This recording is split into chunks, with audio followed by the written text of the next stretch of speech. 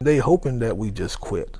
They hoping that we go away. Sometimes I think they try to delay you and hope that you die. I've been involved in this process for 7 years. More former NFL players speaking out to the I-Team, revealing their fight to get help. All saying they suffer from the impact of brain injuries from pro football careers, struggling in their daily lives. Frustrated, trying to get financial benefits from a class action NFL concussion settlement. I get the blinking in my eyes. I can't see stuff.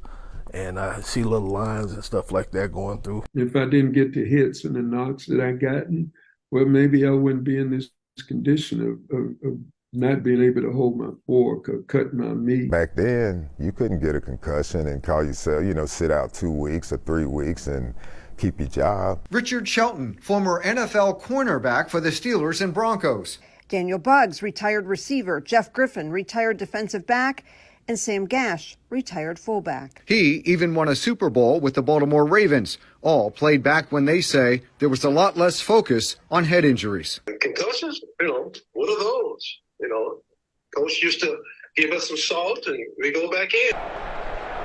All of the players in this story say they've either been denied benefit payments through the concussion settlement or had claims delayed for years. The system set up after former players sued the National Football League over long-term problems from head trauma. Legendary Browns quarterback Bernie Kosar recently told us he gave up trying to get help through the settlement, now focusing on helping himself get better with a healthy diet and his own lifestyle changes. I wasted a good 7-8 years in massive darkness and in massive pain, bending the pathway of trying to heal yourself and make yourself better was and is an obsession of mine. The NFL class action concussion settlement finalized back in 2017. The league agreed to pay as much as $5 million each to former players diagnosed with early level brain diseases connected to football. I took care of about 80 people, or assessed 80 people, in the NFL concussion settlement. Meet retired Cleveland doctor Alan Lerner, a neurologist specializing in memory disorders. He evaluated many NFL players from his practice in Northeast Ohio. He says he understands why some players get frustrated. It is a low trust environment. Let's be real. The players don't trust the NFL. The NFL doesn't trust the doctors. The doctors may or may not trust the NFL or the players. Representatives from the players and representatives from the leagues both agreed to this, but where do you set the bar?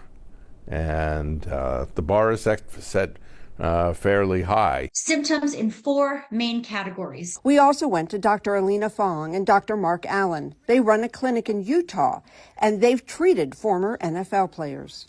The clinic is not part of the NFL concussion settlement. One of the foundational problems that we are seeing with traumatic brain injury, especially concussion, is the stigma that in order to truly have a brain injury, you need to be a vegetable. The I-Team reached out to the NFL about a half dozen times by email asking to discuss the issue. They declined to go on camera, but a spokesperson did refer us to the NFL concussion settlement website. That website shows more than 1,675 claims approved as of early November and more than $1 billion awarded. But it also shows that more than half of the claims filed have not yet been approved. Just them moving the goalposts back again. Richard Shelton says he's been diagnosed with Alzheimer's, but he's been denied 3 times, now appealing again. One of the recent denial letters shows a neurologist diagnosed him with Alzheimer's disease, but the special master deciding the appeals denied the claim, finding Shelton did not meet the criteria or standard needed to qualify for a payout. I like to get this thing behind me. I like for them to pay off the claim, let me move on with my life and get the help that I need. Sam Gash and Jeff Griffin both say they've been diagnosed with early onset of dementia. These players hope to get part of the class action settlement to pay for treatment. All fighting to get approved for years. All of them also not giving up. It's frightening, to say the least. And then for them to try to say that you are faking it It's just crazy. It's bizarre. How long do you keep fighting? I guess until you die. I would be here doing this until I take my last breath. Peggy Gallick. Ed Gallick, Fox 8, I-Team.